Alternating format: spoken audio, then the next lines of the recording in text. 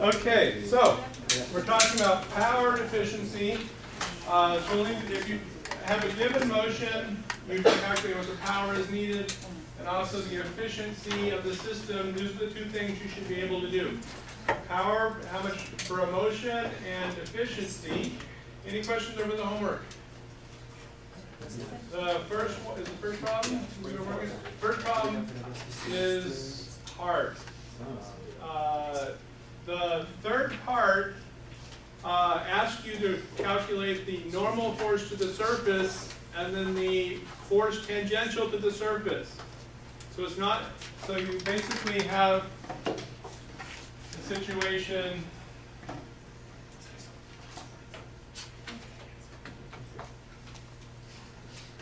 like this, where this is your normal force. What they're asking for is this tangential force. They're not asking for this force. So they're not wanting that force. Don't give them that force, you'll get the wrong answer. So they're asking for the tangential and normal force. What you're calculating before in the previous part is your radial and theta force. So from the accelerations, you're calculating the radial and theta force, and then you're basically just transforming them into the normal force and the tangential force, and there's also a spring force. And so you're not trying to find this force. This is really what you want to find, but it's not what the problem is asking. So don't give them this answer. You'll get the wrong answer every time. Questions? Yeah, I'm trying to figure out that spring force, and I just can't seem to, because it says it's in terms of theta, and I can't see, because you have the theta, you have the radial. Well, it's in terms of R, and so the spring source is Kr minus R0 is your spring force, and so you can calculate what R is at that given theta, and then you can calculate what your spring force is going to be. They give you K. They give you K. And you might have a different K than your neighbor, so just don't copy their answer. Well, what will be the theta in that case? It says find it at a given theta. Oh, okay. And so you're given a theta. You have to calculate the slope here, the tangent, to get the tangent angle. As you go through the hints, it takes you through the steps. But the last steps is to realize, the last step that is not quite as obvious is you want the tangential and normal force. You're not looking for this force right there. All right? So that's the hard problem. It gets easier. Once you get through that, then you can do anything, basically. Yeah. Yay! I had a nice blue remote at one time. Anything? Oh, that's the other one. There's two remotes, just in case. Oh, it's way over there. Thanks. So, there it is. So now, from over here, I can... Yes? It's radio waves, so I don't have to jump. Formula, what power?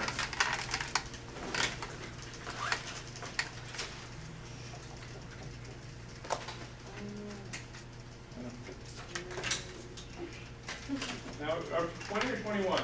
21 students today? Yeah. All right, so what is power?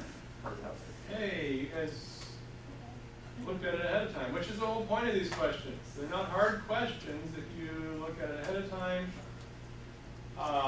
Kinetic energy results from what?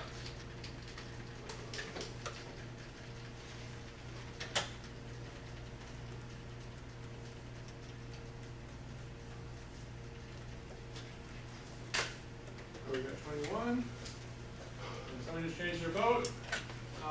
Kinetic energy results from velocity. Kinetic energy was 1/2 mv squared, so that's the velocity. So, power. Here we have an elevator on the outside of a building, which means what? It's scary. They're probably using it to build the building. From the question is, if you want to move your elevator up the building with a certain velocity, so you basically need to overcome its weight, how big of a motor do you need? Very big? Well, it depends. It's basically your force times velocity is your power, and then you have to deal with the efficiency in the motor as well. How fast can your truck go up a hill? It depends on the power of the motor and the gearing. But basically, if we know the speed of the truck going up the hill, and we can figure out basically what the force is, doing a free body diagram, the drag force, we can figure out the power or the maximum amount of hill that we can climb. Engine power limits the amounts of hill. What else would limit the hill we can climb? Well, the angle is what we're trying to find. The other answer is friction, right? Because your force is being applied to the friction of the wheels. So it's amount of work per given time. So it's du by dt. Is this a vector or a scalar? Scalar. U is, what was U?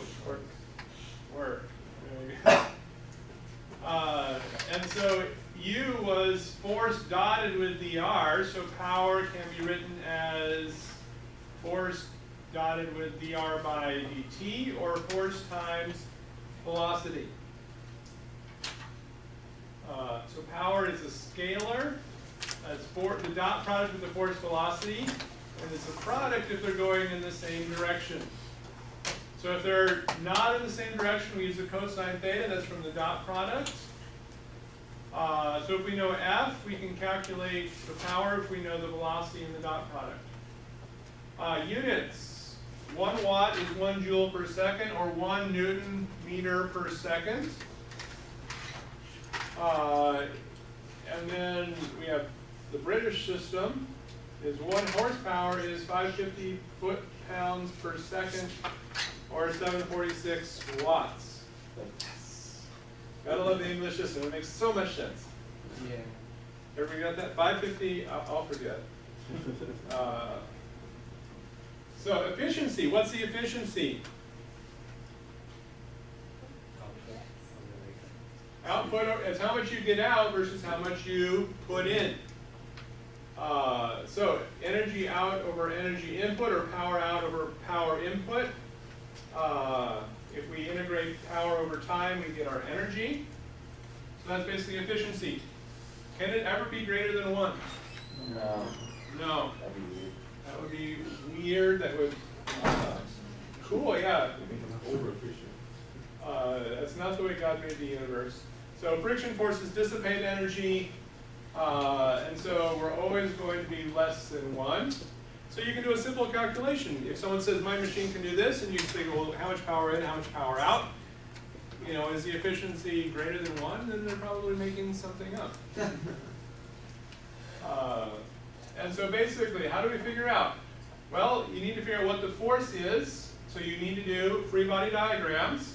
And the free body diagrams might include, because we're not in statics anymore, acceleration. So if we want to know how much power we need to get an acceleration, we do a free body diagram, a kinetic diagram as well. And then we need to know the velocity at the point at which the force is applied. So if you just need, if you don't have an acceleration, if you just need to know the velocity, you can use energy methods. And then we need to do the dot product between the force and the velocity. And then basically you could calculate work done per unit time if you have the work. And then the efficiency is how much extra power are you going to be losing on your way out if you need to know how big a motor is and you know the efficiency.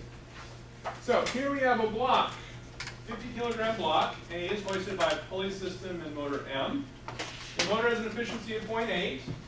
And at this point P on the cable, which is tied to the motor, which is relating to how fast the motor is sucking in the rope, has a velocity of 12 meters per second and increasing at a rate of 6 meters per second, meters per second squared.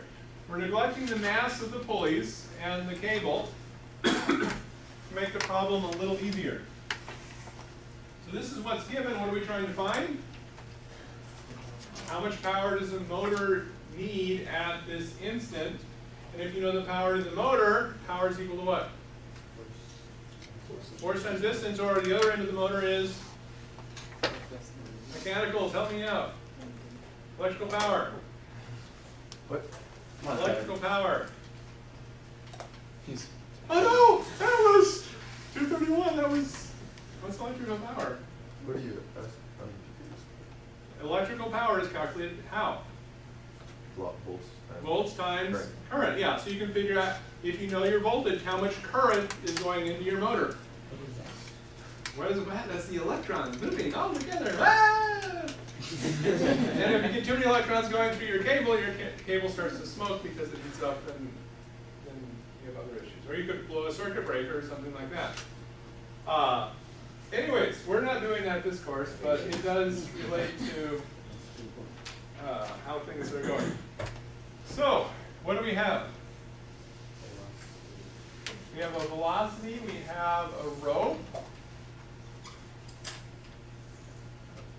Here's your motor. And here's A.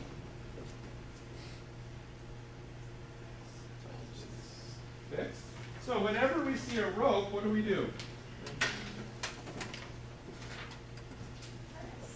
We run and hide. We need a position equation, because our position determines what direction we're causing positive, and it's a whole lot easier to define position with based on your rope rather than based on your assumption of your velocity. And so we would have SA and ST, and we're given that dP is equal to 12 meters per second down, and AP is equal to 6 meters per second squared, also going down. So we have a certain velocity, and then we're also speeding up. What is SP stand for? SP is the distance between our reference frame and the point P on our rope. So we tie a string around, so whenever you have a motor, this distance is going to be constant, but the distance to the motor is going to change. So we would tie an imaginary string around our rope just to give us a frame of reference with a constant point. Got it. And so our rope equation is what?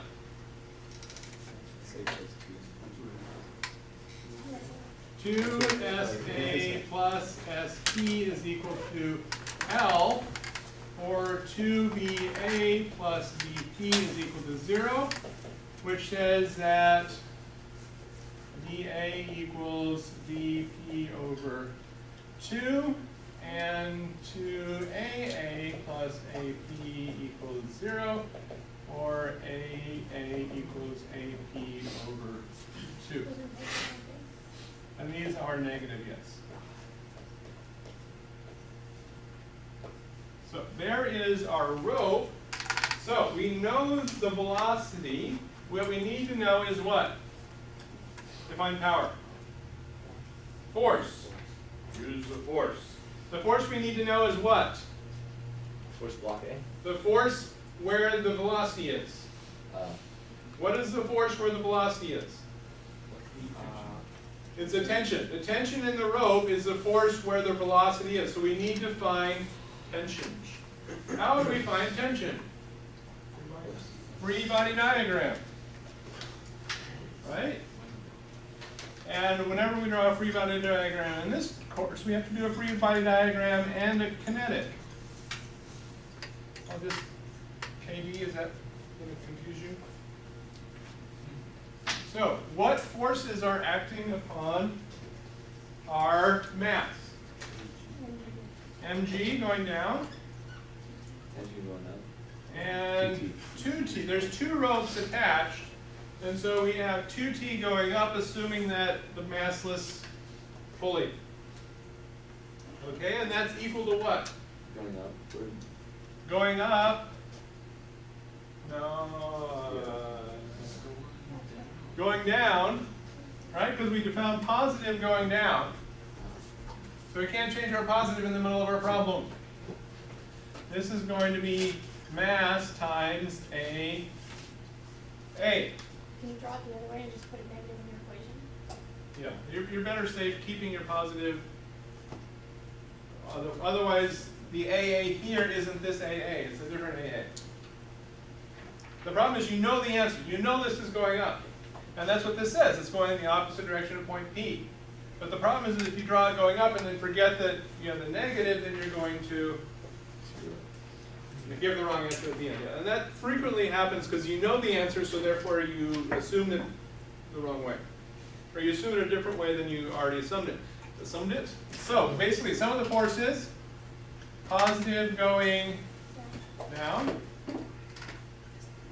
Sum of the forces is equal to what? mg minus 2t, and that's equal to MAA. Yes. Because we said down is positive. For this equation here, this AA, which looks a lot like this AA, we assume that down is positive. And so therefore we have to assume down is still positive. But in the given, would it be moving up that way? Because it says the velocity from the point on the right is going down. So Exactly, and that's what this equation here says, that AA is negative AP over 2. okay. So if we want to use this equation, which we love so much, then we have to have AA down. We But just change the SA and make it easier. we could, so we could have that this is SA, and then we would have to define some height here, and then what's the length of your rope? H minus SA. It's SP plus 2 times H minus SA equals out. S. Why couldn't Wouldn't SA SP just be be from the pulling point up to the top? SP? No, SA. How come SA has to come from the bottom? SA has to come from a fixed reference. Oh, okay. Shouldn't SP come from the bottom one too? It doesn't have to. But we could. I mean, we could define this as SP. And in this case, SP would be actually a negative.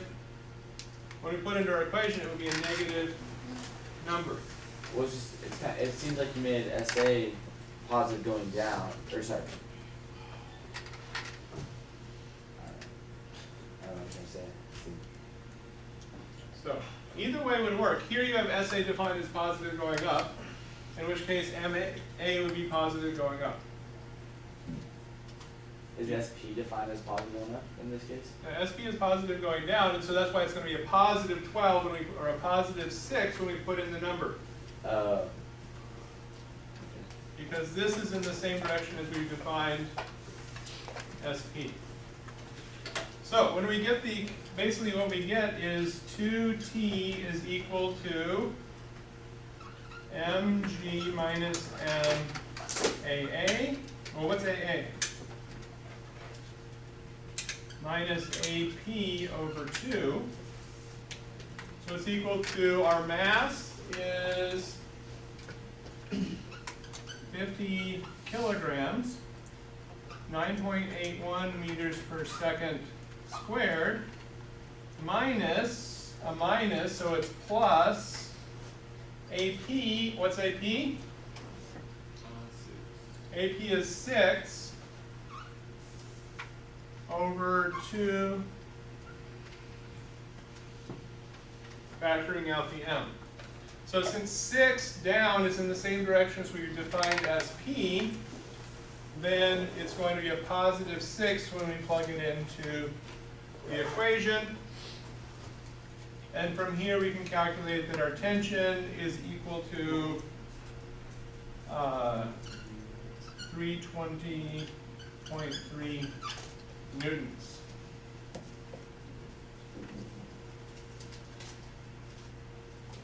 I don't get why we put it that way when it's actually moving that way and not just call it negative. So, I don't understand that. We define positive. I know, but, We keep positive the same direction. no, that's not the way it's moving. I know, that's why we have a negative sign in our answer. But we have a double negative now, so now you've made it Now we move this to the other side, which is how we got our second negative. So all this is saying is that the tension force has to overcome gravity and the acceleration, which is what we expect to happen. The tension force has to provide overcoming gravity and acceleration, because it's accelerating going upwards. So what's our power to lift?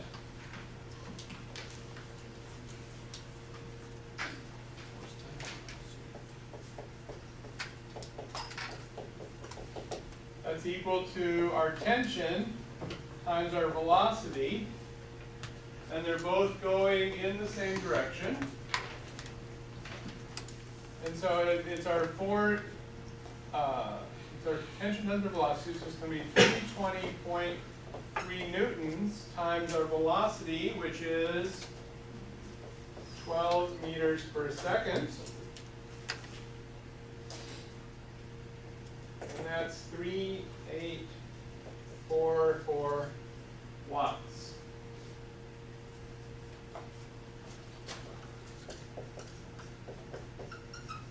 What's the motor power?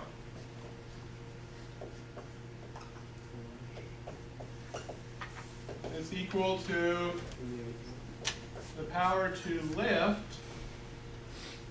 times efficiency, right? What was the efficiency?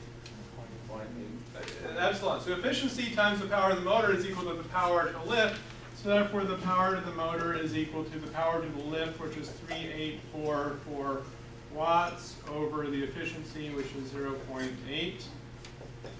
And that's equal to 4,804 watts.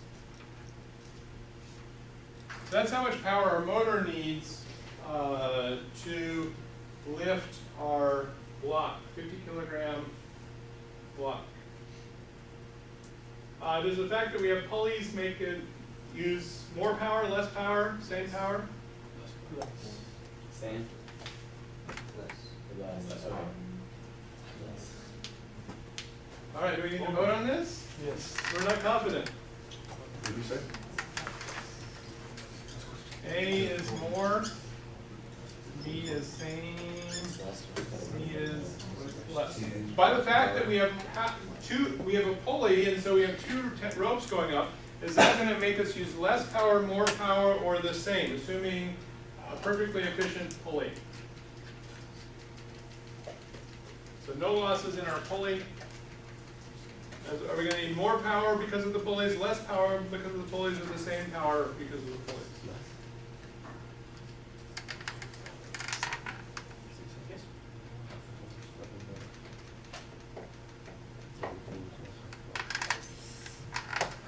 All right. Oh.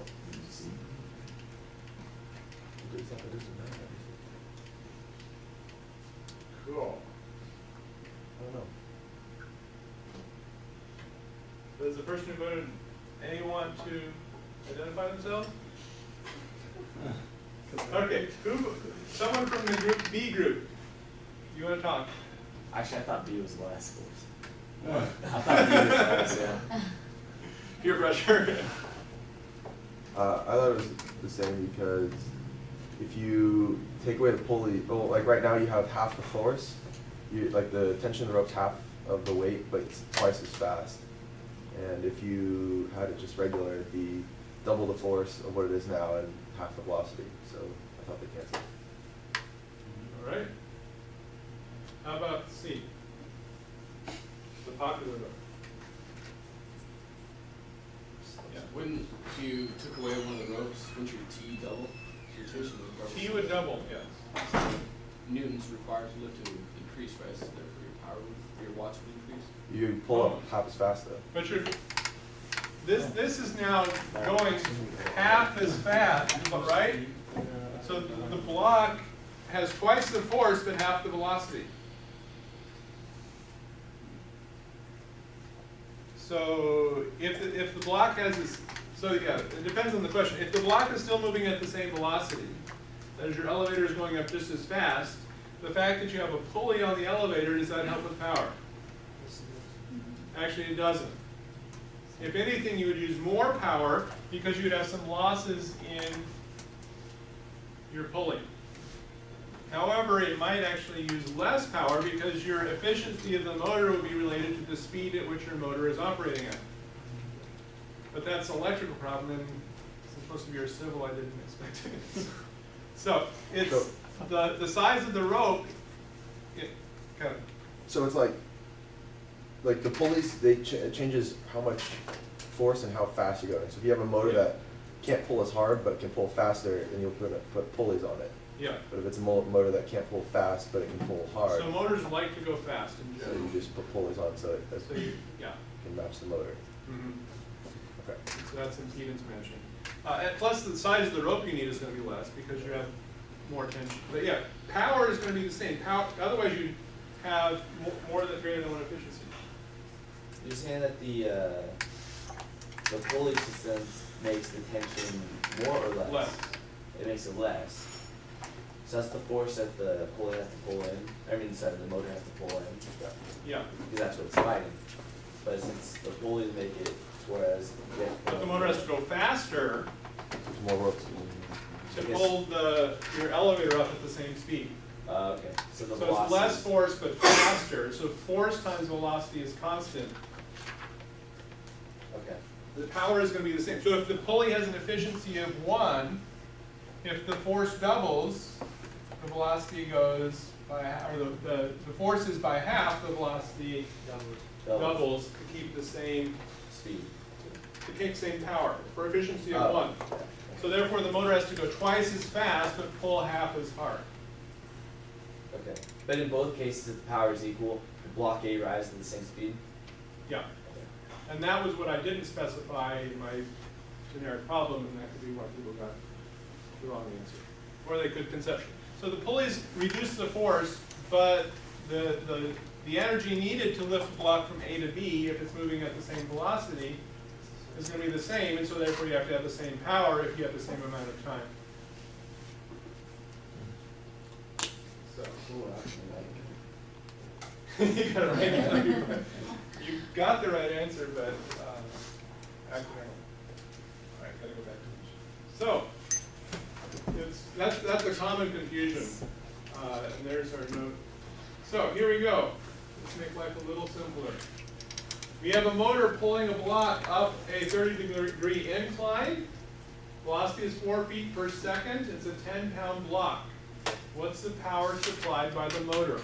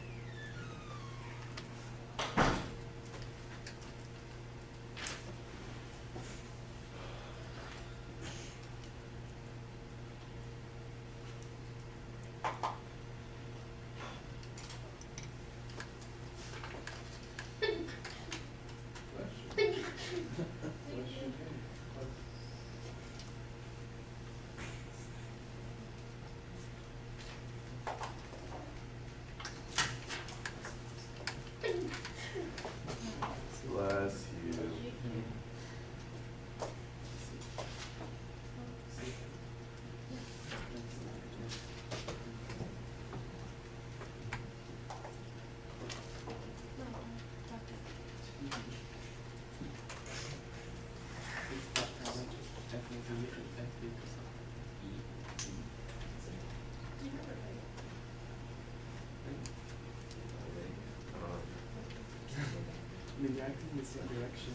All right, 20 more seconds.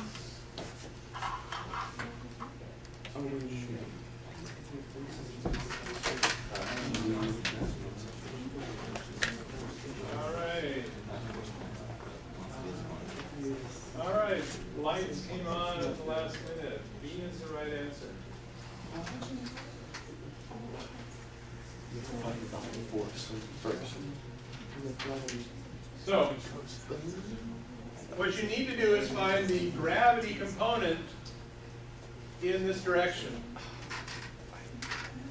And so, what's the gravity component be? It's mg, or weight, times sine of 30. And so so it's basically half.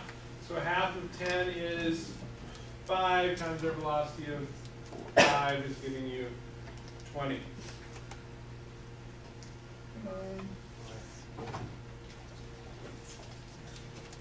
So we have a twin jet engine jet aircraft is climbing at a 10-degree angle at 260 feet per second. The thrust developed by one jet engine is 100 pounds. What's the power? That, So 1,000 pounds. Developed by one engine. It's a twin engine jet aircraft.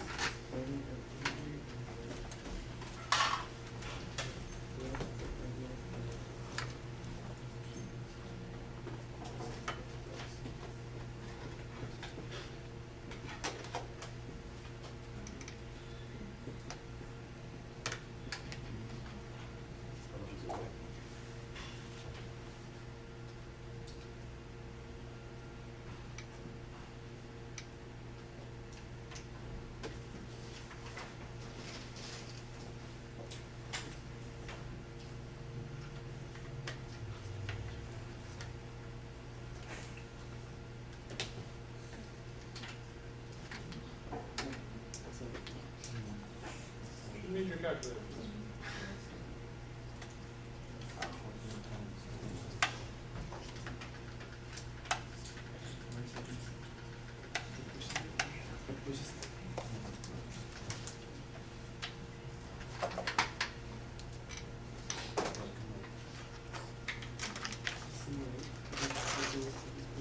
All right, 5 more seconds.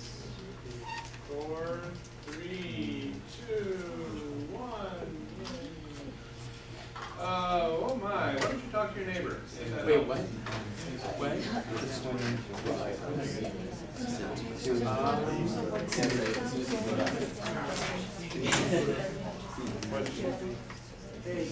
oh, wait.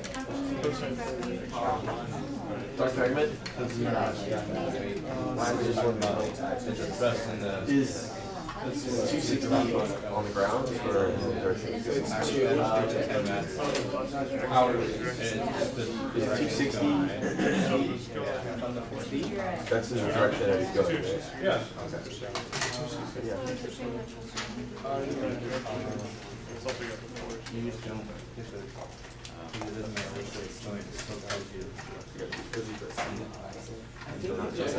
It's like 5 seconds. Because the velocity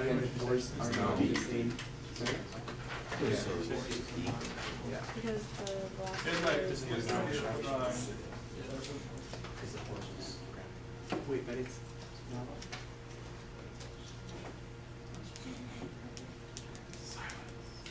vote, you can vote again.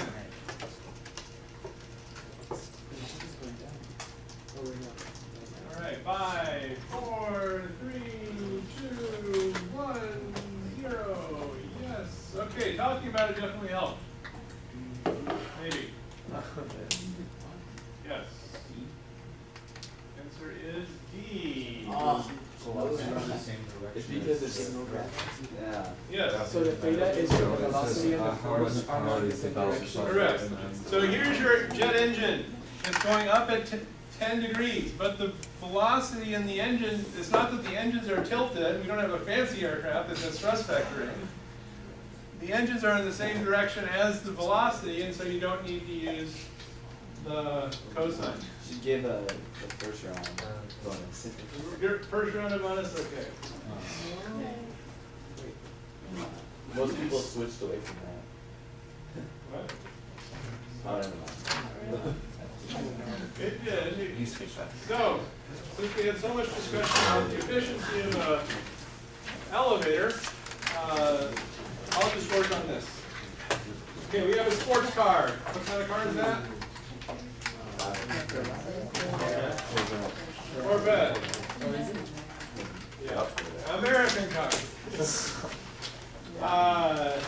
2,000 kilograms, engine efficiency of 0.65, which is probably pretty good. Forward, we have a velocity, or velocity creates a drag force, 1.2 times your velocity squared, and the answer is in and the car is accelerating at 5 meters per second squared, starting from rest. What are we looking for? How much power is our engine outputting when t is equal to 4 seconds? What's our plan? Well, free body diagram, eventually. Well, kinematic equation, how fast are we going at 4 seconds? And then determine our power output for the motion, and then lastly, use the efficiency to determine the input power. So, I'm running out of colors.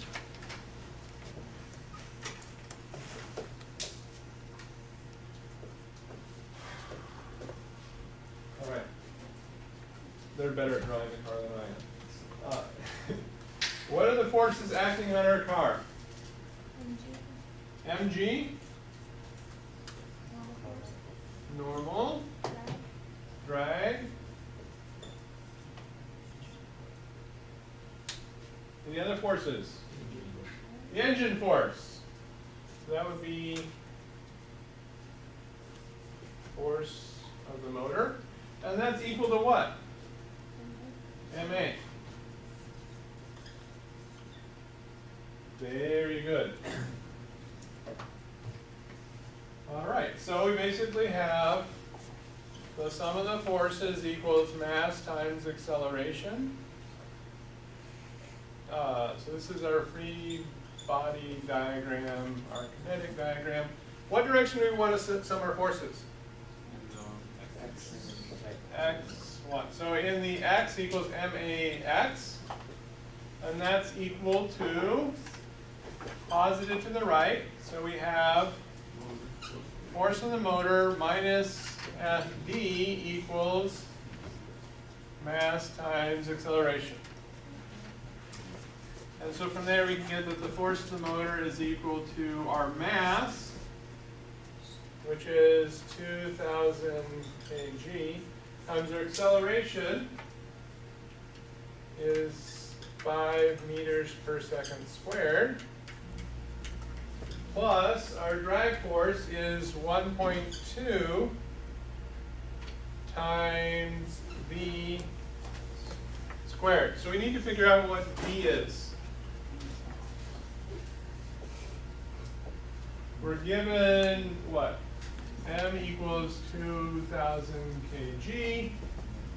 Efficiency equals 0.65. The drag force equals 1.2 v squared. And A is 5 meters per second squared. And T equals 4 seconds. We want to find engine power. All right, so how do we figure out what our velocity is at 4 seconds? Kinematics. So our velocity is equal to v0 plus at. It's equal to, well, we're starting at rest, right? So we have v0 equals 0, plus our acceleration is 5 meters per second squared, times our t is 4 seconds. So that's equal to 20 meters per second. So we can go in here, this is equal to 2,000 kg times 5 meters per second squared, plus 1.2 times 20 squared, and therefore our motor force equals what? 100? No. 10,480. 10,480? Yeah. Okay. 10,480, like that. Yep. Newtons. neuters. All right, so our power is equal to our force times our velocity. And they're both going in the same direction, right? Motor force is in the same direction as our velocity. So it's 10 for 80 newtons times 20 meters per second. And that's equal to 209.6 kilowatts. Just to make the numbers a little bit smaller. Okay? So our input power is equal to our power over our efficiency, like before. So this is 209.6 kilowatts all over, what's our efficiency? 0.65. That's equal to 332 kilowatts. But when we're talking about motors, what does that mean? Horsepower. Horsepower. How do we convert to horsepower? Who knows? That's why it's written down. You remember it?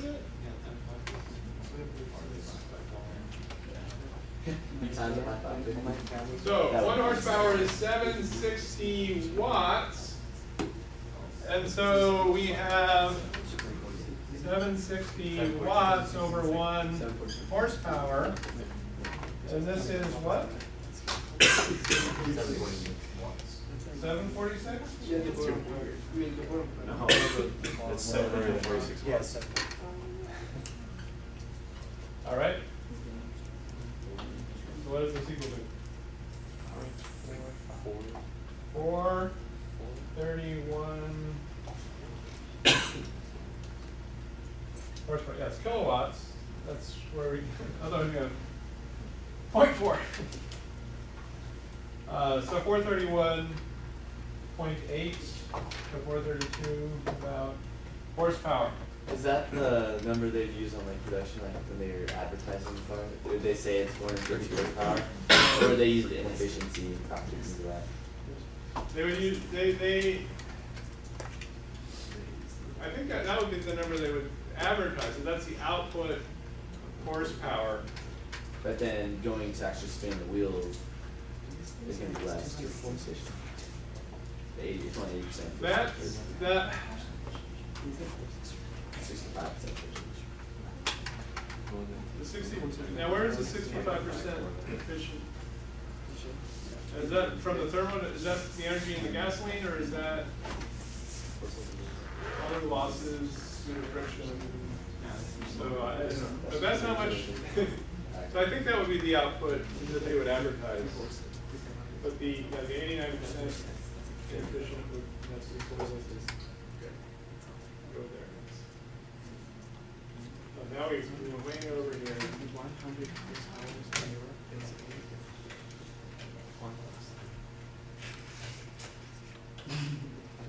All right.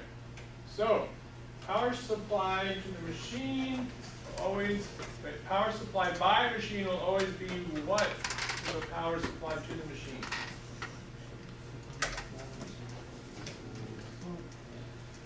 How about real life? In real life. Nothing bought at the physics store. Assuming we have friction in the real world.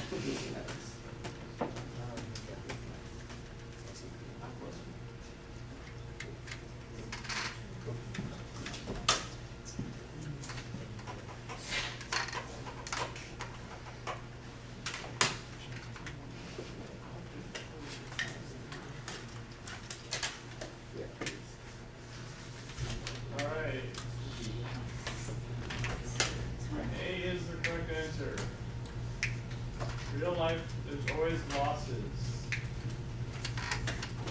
Car is traveling.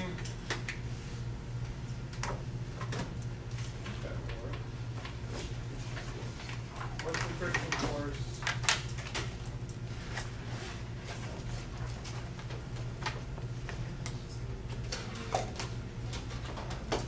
I don't know why we had.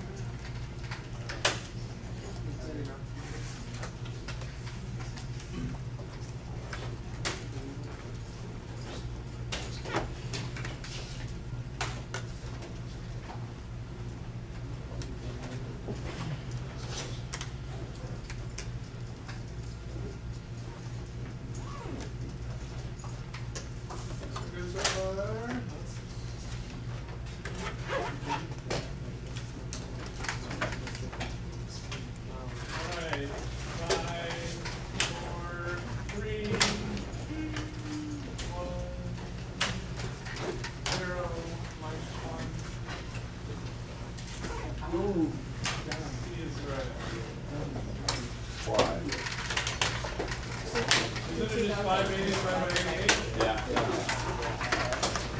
That's one. I can't do that on my head. What did you do, Alex?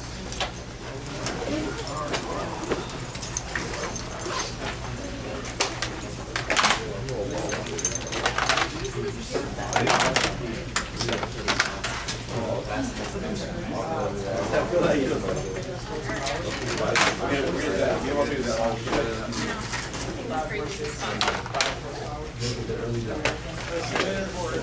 Like, combine the actual order? Yeah, because I think for example, you say 4.3 horses. Yeah. It is like a very good car, but 4.3 horses? yeah. That's the equation. I think it means 100 horsepower. It could be. It's one horse. Yeah. What actually? Okay, so I That's just- like a lawnmower. That's a cheap lawn. No, I know, see, but that's a good, I don't know. So four. I don't think, Stephanie. Yeah. I don't think people do it just to like shorten it. I don't know how I'm going. That could be. Hold on. I almost took